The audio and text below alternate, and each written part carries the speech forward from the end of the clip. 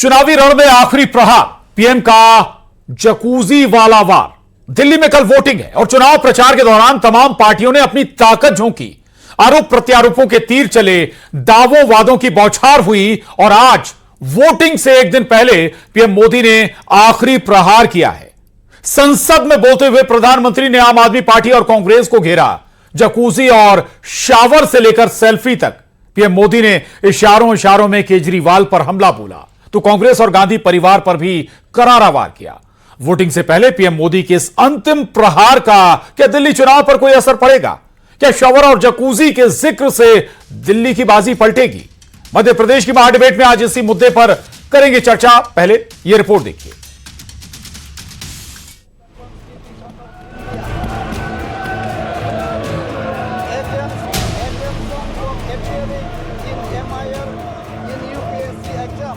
कि देशवासियों का जीवन छलनी कर दिया गया था। हमने धीरे धीरे उन घावों को भरते भरते आगे बढ़े। चुनावी रण में आखिरी प्रहार, पीएम का जकूजी वाला वार। कुछ नेताओं का फोकस घरों में जकूजी पर, स्टाइलिश शावर्स पर। हमारा फोकस तो हर घर जल पहुंचाने पर। सेल्फी, शावर और जकूजी, पलटेगी दिल्ली की बाजी। मीडिया में ज्यादा ही चर्चा हो रही है, सोशल मीडिया में और अधिक हो रही है। दिल्ली में आर पार सबसे बड़ा प्रहार। गरीबों की झोंपड़ियों में फोटो सेशन कराकर अपना मनोरंजन करते रहते हैं। गरीबों की बात बोरिंग ही लगेगी।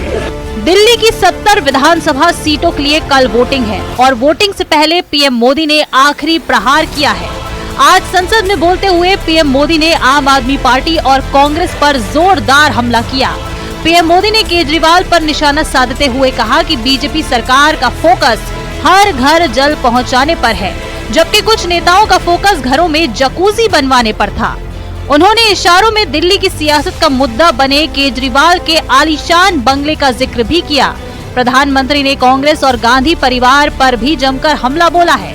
कहा 5 दशक तक सिर्फ गरीबी हटाओ के नारे सुने। राहुल गांधी पर तंज कसते हुए उन्होंने कहा कि कुछ लोग अर्बन नक्सल की भाषा बोलते हैं। पीएम मोदी ने बीजेपी सरकार के समय हुए विकास कार्यों का जिक्र किया। कांग्रेस पर भ्रष्टाचार का आरोप लगाया। पीएम यूं तो राष्ट्रपति के अभिभाषण पर संसद को संबोधित कर रहे थे, लेकिन उनके शब्दों को दिल्ली में कल होने वाले चुनाव से जोड़ा जा रहा है। तो क्या दिल्ली के चुनावी रण में ये पीएम मोदी का आखिरी प्रहार था और क्या शावर और जकूजी के जिक्र से दिल्ली बाजी पलटेगी? मध्य प्रदेश की महाडिबेट में आज इसी मुद्दे पर करेंगे चर्चा। तो दिल्ली के चुनावी रण में पीएम मोदी ने आखिरी प्रहार किया है। इस पर चर्चा से पहले आइए जान लेते हैं आज के सवाल। और हमारे आज के सवाल हैं, पीएम मोदी का वार आखिर कितना कारगर होगा? दूसरा सवाल है महाडिबेट का, जकूजी का जिक्र क्या बाजी पलटेगा? और तीसरा और आखिरी सवाल, आम आदमी पार्टी कांग्रेस पर हमला, कितना होगा फायदा इससे? चर्चा हम आगे बढ़ाएं उससे पहले आपको अपने बेहद खास मेहमानों से मिला देते हैं। वंदना त्रिपाठी जी हमारे साथ हैं, प्रवक्ता बीजेपी, स्वागत आपका। रविंद्र सिंह शिवराण हमारे साथ हैं, वरिष्ठ पत्रकार हैं। देव मोहन सिंह साहब हैं, आम आदमी पार्टी के प्रवक्ता हैं, आपका भी बहुत स्वागत है। मृणाल पंत जी, प्रवक्ता कांग्रेस, आपका बहुत स्वागत है। संजीव तरना जी हमारे साथ हैं, राजनीतिक विश्लेषक, आपका भी बहुत स्वागत है। लेकिन बहुत महत्वपूर्ण है आज एक तरफ अगर हम कहें तो कल दिल्ली में वोटिंग होने जा रही है और उससे पहले संसद में प्रधानमंत्री नरेंद्र मोदी ने दोनों राजनीतिक दलों को जोरदार अगर कहें तो टारगेट किया है और न केवल कांग्रेस बल्कि आम आदमी पार्टी के सवालों का भी एक लिहाज से जवाब दिया। हालांकि बजट पर चर्चा हो रही थी, बजट पर वो जवाब दे रहे थे, लेकिन उस जवाब में बहुत सारी बातें ऐसी निकली जो लगभग अगर हम कहें तो जवाब नजर आता है दो बड़े सियासी दलों के लिए। अपनी चर्चा का एक फॉर्मेट जरूर अपने खास मेहमानों को बता दें। 1 मिनट रहेगा आपके पास ओपनिंग नोट और उस नोट में आप इस मुद्दे पर अपनी बात रखिए, इसके बाद चर्चा को आगे बढ़ाएंगे। वंदना त्रिपाठी जी, आपका वक्त शुरू होता है। जी देखिए, सबसे पहले तो पैनल को नमस्कार प्रशांत जी। देखिए, जिस प्रकार से प्रधानमंत्री जी ने कहा, मैं उनकी बात को आगे बढ़ाते हुए केजरीवाल जी पर जाऊंगी। जिस प्रकार से केजरीवाल जी अपने आप को एक आम आदमी बताते थे, जिस प्रकार से एक साधारण से कपड़े पहनने वाले, चप्पल पहनने वाले व्यक्ति ने एक शीश महल रच दिया, जिस शीश महल की कीमत लगभग 80 करोड़ रुपए आ रही है, तो यह दर्शाता है कि वो कितने आम आदमी थे। जिस प्रकार से उन्होंने सर्जिकल स्ट्राइक पर क्वेश्चन मार्क लगाया, उन्होंने हमारी भारतीय सेना पर क्वेश्चन मार्क लगाया, भारतीय एयरफोर्स पर क्वेश्चन मार्क लगाया, जिस प्रकार से उन्होंने टुकड़े टुकड़े गैंग की जो नारेबाजी हुई थी उसकी फाइल को 6 महीने तक दबा कर रखा, यह दर्शाता है कि वो देश विरोधी लोगों को शरण देते हैं। जिस प्रकार से उन्होंने कहा था कि मैं सिक्योरिटी नहीं लूंगा, और आज 2 राज्यों की सिक्योरिटी ले रहे हैं, पंजाब और दिल्ली, 2 राज्यों की सिक्योरिटी की उन्हें आवश्यकता पड़ रही है, तो यह है केजरीवाल का दोहरा चरित्र, यह है आम आदमी पार्टी का दोहरा चरित्र। जिस प्रकार से पौवा बेचकर वोट मांगने का कार्य ये लोग कर रहे हैं, वंदना जी, आप देखिएगा किस प्रकार से। ठीक है, मैं आपके पास दोबारा आऊंगा। मृणाल पंत जी, आज इस पूरे मसले पर आपका ओपनिंग नोट। प्रशांत जी, संसद की मर्यादा का जितना अवमूल्यन प्रधानमंत्री जी ने आज किया है उतना पहले कभी देखने को नहीं आया। राष्ट्रपति के अभिभाषण का जवाब कभी चुनावी सभा की चकचक का मंच नहीं होता जो प्रधानमंत्री जी ने आज बना दिया। संसद की कार्रवाई का पुरानी संसद में खर्चा 1 मिनट में 3 लाख रुपए और नई संसद में 10 लाख रुपए आता है। प्रधानमंत्री जी को जनता के पैसे का ये दुरुपयोग करने का कोई अधिकार नहीं है। अगर वो चुनावी लांछन और चुनावी भाषण संसद में देना चाहते हैं तो उसकी जगह भारतीय जनता पार्टी के 7 सितारा होटल में जाके इस तरह का भाषण दें, वहां इस तरह की कोई मनाही नहीं होगी। जनता के खर्च पे इस तरह का भाषण माननीय प्रधानमंत्री जी की गरिमा और देश की संसद की गरिमा के खिलाफ है। और कृपया उस 7 सितारा होटल में, जिसमें संभवतः राम मंदिर के चुनावी चंदे का पैसा भी लगा हुआ है, वहां इस तरह की कितनी भी बात कहें, कांग्रेस के नेताओं को गाली देना हो भले ही दें, लेकिन संसद का अवमूल्यन ना करें। जी, ठीक बात है। चलिए, और आम आदमी पार्टी से देवमोहन सिंह साहब हमारे साथ हैं। देवमोहन सिंह साहब, आपका ओपनिंग नोट आज के इस पूरे विषय पर। देखिए, दिल्ली की जनता जानती है कि अरविंद केजरीवाल जी ने पिछले 10 सालों में दिल्ली की जनता के लिए क्या काम किया है। शिक्षा, स्वास्थ्य जैसी मूलभूत सुविधाओं पे विश्व स्तरीय बनाने का काम किया है। महिलाओं के लिए फ्री में बस यात्रा, बुजुर्गों के लिए तीर्थ यात्रा का इंतजाम किया। महिलाओं की सुरक्षा के लिए जो हमारे सरकार के दायरे में आने वाली चीजें, जैसे सीसीटीवी कैमरे लगाना हो, पूरे दुनिया में सबसे ज्यादा सीसीटीवी कैमरे किसी शहर में है तो दिल्ली शहर में लगवाने का काम किया। हमने बसेस में भी सीसीटीवी कैमरे लगाने का काम किया, बस मार्शल्स की नियुक्ति का काम किया। और वहीं दिल्ली की सरकार ने लोगों के सेवा की राजनीति की शुरुआत की। दिल्ली की जनता जानती है कि जिसने सेवा की है वो अरविंद केजरीवाल है। और दिल्ली की जनता ने दूसरी सुरक्षा की जिम्मेदारी जो दी थी वो भारतीय जनता पार्टी को दी थी। 11-13 गैंगस्टर मिलकर पूरी दिल्ली में गंद मचाए हुए हैं। अमित शाह जी के घर से 20 किलोमीटर के दायरे में डेली 3 बलात्कार, 4 मर्डर और 11 अपहरण जैसी वारदातें हो रही हैं। भारतीय जनता पार्टी ने दिल्ली को सुरक्षित करने की बजाय और दूषित करने का काम किया है, गुंडागर्दी करने का काम किया है कि कैंडिडेट गुंडागर्दी कर रहे हैं, कार्यकर्ताओं पे, मीडिया पे हमले कर रहे हैं। देवमोहन जी, रविंद्र सिंह शिवराण जी, आज के इस पूरे मसले पर ओपनिंग नोट आपका, दिल्ली इलेक्शन पर इंपैक्ट।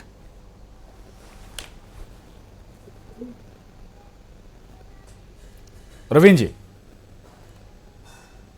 जी, आवाज मिल रही है आपको? और हमने देखा है कि तमाम पॉलिटिकल जी आप मेरी आवाज सुन पा रहे हैं? जी बिल्कुल। जितने भी पॉलिटिकल लीडर्स हैं, चाहे वो किसी भी पार्टी के हैं, वो जरूर इस मौके का फायदा उठाते हैं कि जब हाउस में भाषण देना हो तो अपने पॉलिटिकल बात को साथ साथ कह दे। तो आज भी वही देखने को मिला। प्रधानमंत्री ने वही बात कही, क्योंकि प्रधानमंत्री जो है वो इस इलेक्शन के पूरे कैंपेन जो बीजेपी का है उसको अपने कदमों पर खींच रहे हैं, क्योंकि लोकल लीडरशिप बीजेपी की उतनी मजबूत यहां पर नहीं है। ऐसी स्थिति में उन्होंने दिल्ली इलेक्शन को ध्यान में रखते हुए कुछ बातें कही और उसी को ध्यान में रखते हुए ये तमाम जो है शीश महल और ये मुद्दों को उठाया गया है। अब इसका असर दिल्ली पर हो, उनकी तो यही ख्वाहिश है कि इसका असर कुछ पड़े। और जिन मुद्दों को वो पिछले कुछ दिनों से रैलियों में उठा रहे थे, वही मुद्दे आज उन्होंने उठाए और कल का जो उनका काम होगा कुंभ में उसको भी इसी नजर से देखा जा रहा है। तो इलेक्शन जो है वो बिल्कुल आखिरी मोमेंट्स में है। ऐसे में हर पॉलिटिकल पार्टी अपने तरफ से कोशिश करती है, लेकिन सदन जो होता है, बिल्कुल ये बात सही है कि सदन में जो तमाम सवाल पूरी डिबेट के दौरान उठाए गए, अगर वहां तक उनका जवाब दिया जाए तो और बेहतर सारगर्भित डिबेट होगी और जनता को उसमें और ज्यादा मजा आए। जी ठीक बात है। संजीव तरना जी, आपका ओपनिंग नोट जरूर यहां पर, इसके बाद चर्चा आगे बढ़ाएं। देखिए, मैं ये कहना चाहता हूं प्रशांत जी, पिछले तकरीबन 10 सालों से दोनों पार्टियों की सरकार दिल्ली के अंदर काबिज है। चाहे वो केंद्र की बात करें तो सातों के सातों जो सांसद है वो भारतीय जनता पार्टी के हैं और जो 70 विधानसभाएं हैं उसके अंदर तकरीबन 63 जो है वो आम आदमी पार्टी के जो विधायक हैं वो काबिज है। सिर्फ और सिर्फ अगर आप देखेंगे पिछले 10 सालों के अंदर क्या हुआ, सिर्फ और सिर्फ आरोप प्रत्यारोप की राजनीति हुई। अरविंद केजरीवाल जी हर बार ये कहते हैं कि हमें काम नहीं करने देते, एलजी साहब हमें काम करने से रोक रहे हैं, या हमें एलजी साहब काम नहीं करने दे रहे, हमारी फाइलें साइन नहीं हो रही है, ये नहीं हो रहा, वो नहीं हो रहा, सिर्फ और सिर्फ आरोप प्रत्यारोप की राजनीति के लिए। और भारतीय जनता पार्टी ने भी इसके अंदर क्या किया, कोई काम करने का काम नहीं करा। आज मैं जिस तरीके से प्रधानमंत्री जी और बाकी लोगों के भाषण सुन रहा था, जिस तरीके से दिल्ली के अंदर विधानसभा के चुनाव चल रहे हैं और बड़े से बड़े नेता भारतीय जनता पार्टी के भी और आम आदमी पार्टी के नेता भी आकर के बड़ी से बड़ी बातें कर रहे हैं कि हम दिल्ली के वेलफेयर के लिए ये करेंगे वो करेंगे। तो पिछले 10 सालों के अंदर क्या किया? 10 सालों के अंदर दिल्ली की जनता को धोखा देने के अलावा दोनों की दोनों पार्टियों ने कुछ नहीं किया। अगर किया होता तो शायद ये आरोप प्रत्यारोप करने की राजनीति करने की जरूरत ही नहीं पड़ रही होती। ठीक बात है। चलिए, बहुत अच्छी बात आपने कही कि अगर वाकई काम क्या होता तो शायद ऐसी राजनीति की जरूरत नहीं पड़ती। वंदना त्रिपाठी जी, बहुत बड़े आरोप आप पर लगाए हैं कांग्रेस ने, हालांकि स्वाभाविक है कि इसका असर क्या होता है ये जरूर देखना होगा जब नतीजे आएंगे दिल्ली विधानसभा चुनाव के। लेकिन एक आरोप लगा दिया कि भाई संसद की मर्यादा भंग कर रही है बीजेपी। वंदना त्रिपाठी जी, देखिए प्रशांत जी, संसद की मर्यादा के विषय में अगर कांग्रेस पार्टी जिक्र कर रही है तो संसद की मर्यादा क्या ये होती है कि जब वित्त मंत्री जी बजट पेश कर रही हो तब पीछे से जितने भी कांग्रेस पार्टी के सांसद हैं वो इस प्रकार से हल्ला मचाएं? क्या ये उनकी मर्यादा है? उन्होंने संसद की मर्यादा को भंग नहीं किया। जिस प्रकार से मध्य प्रदेश में जब बजट पेश हुआ था तो जितने भी विपक्षी नेता थे वो जाकर, विपक्षी विधायक जाकर वेल में बैठ गए थे। तो ये दर्शाता है कि संसद की मर्यादा को बार बार इन्होंने भंग किया है। राहुल गांधी जी को आपने देखा किस प्रकार से संसद में विंक करते हुए दिखाई दे रहे थे। ये संसद की मर्यादा को भंग करना नहीं होता है।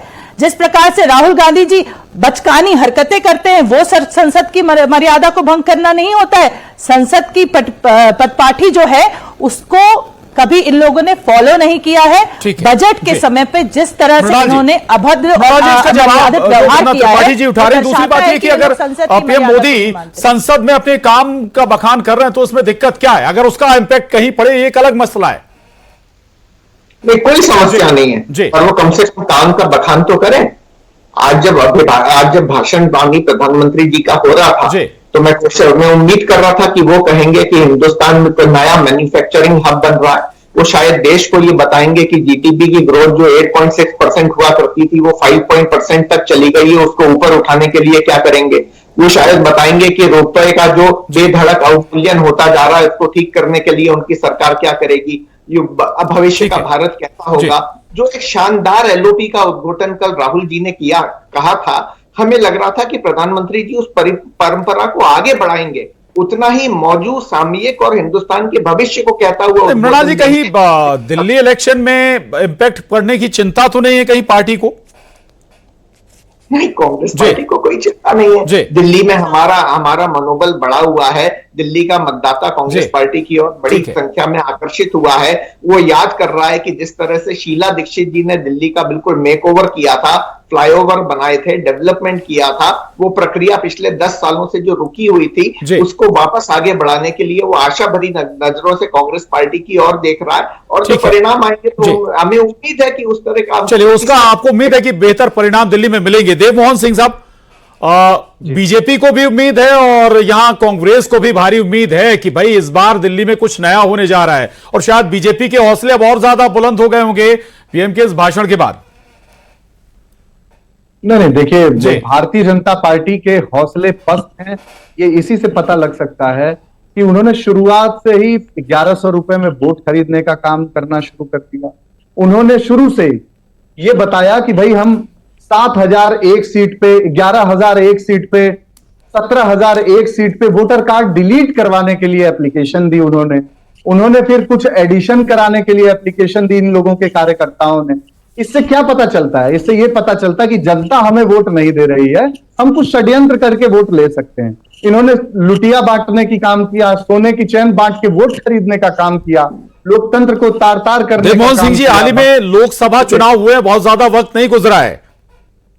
वो हर बार हुए हैं जी, पिछली बार भी हुए थे, 2019 में भी हुए थे ना लोकसभा चुनाव, फिर उससे पिछली बार भी हुए थे।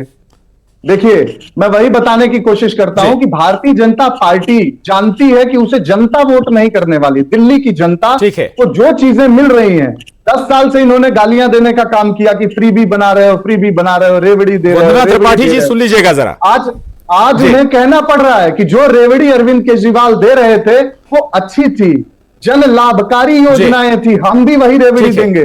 कांग्रेस को कहां आंक रहे हैं? कांग्रेस को कहां आंक रहे हैं आप? दिल्ली की जनता जानती है कि कांग्रेस पार्टी को वोट देना भारतीय जनता पार्टी को वोट देने के बराबर है, अपना वोट खराब करना होगा।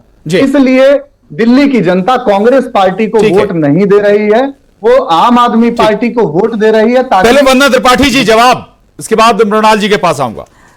देखिए प्रशांत जी जितना ये दंभ भर रहे हैं, घमंड तो रावण को भी बहुत था, पर उनकी लंका भी हनुमान जी ने ढा दी थी, उसी प्रकार से इनकी भी जो लंका है वो हम ढा देंगे। और कांग्रेस पार्टी और आम आदमी पार्टी को जिस प्रकार से जनता नकारेगी वो जल्द आपको देखने को मिलेगा। देखिए, आम आदमी पार्टी के जो नेता केजरीवाल जी हैं, उनके जैसा बहरूपिया मैंने आज तक नहीं देखा। जिस प्रकार की वो बातें करते हैं, अगले चुनाव में उससे ही विपरीत बातें करने लगते हैं। पहले चुनाव में वो कहते हैं कि मैं यमुना को साफ कर दूंगा, दूसरे चुनाव आते आते तक यमुना का जिक्र नहीं होता, और तीसरे चुनाव में वो कहते हैं कि यमुना की सफाई के मुद्दे से हमें वोट नहीं मिलने वाला। ठीक है, वक्त भी मांग रहे हैं, वोट खरीदने वाले हमें कह रहे हैं कि हम चेन देकर वोट खरीदते हैं। ठीक जी, देवमोहन जी। देखिए, शायद इनको पता नहीं है कि हमें हर चीज का पता है, हम हर मुद्दे पे सामने आते हैं। हमने बताया कि यमुना सफाई का मुद्दा 45% काम हो चुका है, आने वाले दिनों में हम वो पूरा कर देंगे।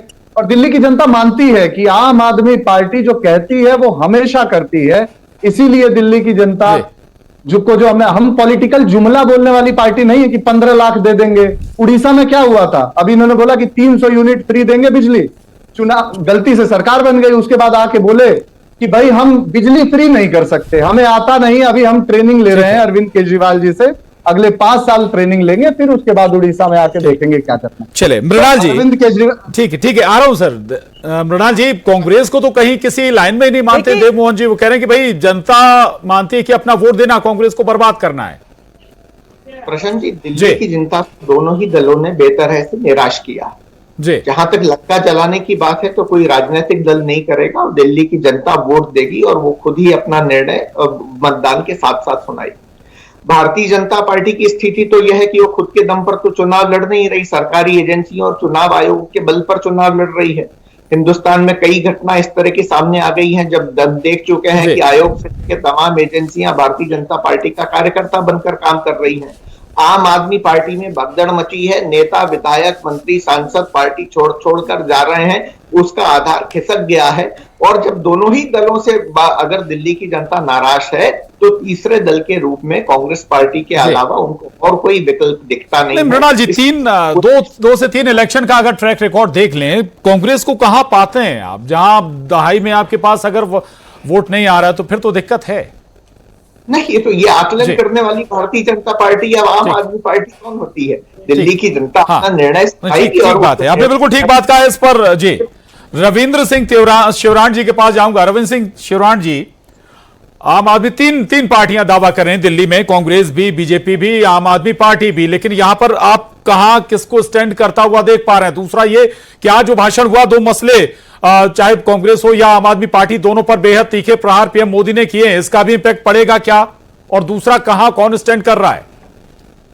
देखिए प्रशांत भाई, दिल्ली का चुनाव जो है वो इस बार बहुत बड़ा निर्णायक इलेक्शन है, और उस इलेक्शन में हम लोग एक और अहम बात जो है उसकी चर्चा जरूरी है करना जी। और केवल 3 पार्टीज नहीं है जी, दिल्ली के चुनाव में कांग्रेस बीजेपी आम आदमी पार्टी के अलावा एक अहम जो किरदार निभाने वाली पार्टी है, वो कुछ लगे हैं इस पूरे प्रचार के दौरान। जो उनकी भूमिका रही है वो बहुत ज्यादा महत्वपूर्ण भूमिका हो जाती है, और ऐसे में निष्पक्ष चुनाव कराना चुनाव आयोग की बड़ी जिम्मेदारी है, और वो होता हुआ दिखना भी चाहिए, जो अभी तक कम से कम दिखाई नहीं दे रहा है। और जिस तरह से कल भी राहुल गांधी ने जो बातें बोली थी, उनका जवाब आज 24 घंटे बीतने के बाद भी नहीं आया है। हालांकि इस तरह के आरोप हर बार लगे, लेकिन हर बार आरोप लगे, लेकिन बावजूद आम आदमी पार्टी विजयी रही है। तो इस पर वाकई क्या सवाल उठने चाहिए? अगर जीत गए तो सब कुछ ठीक, नहीं जीते तो फिर दिक्कत है। संजीव तरनाथ जी, आखिरी कमेंट आपका।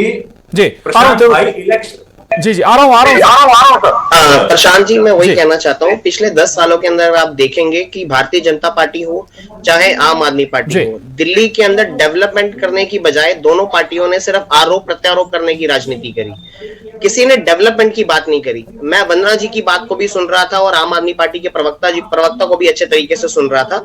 इन्होंने डेवलपमेंट की बात नहीं करी कि पिछले 10 सालों के अंदर हमने क्या काम किए।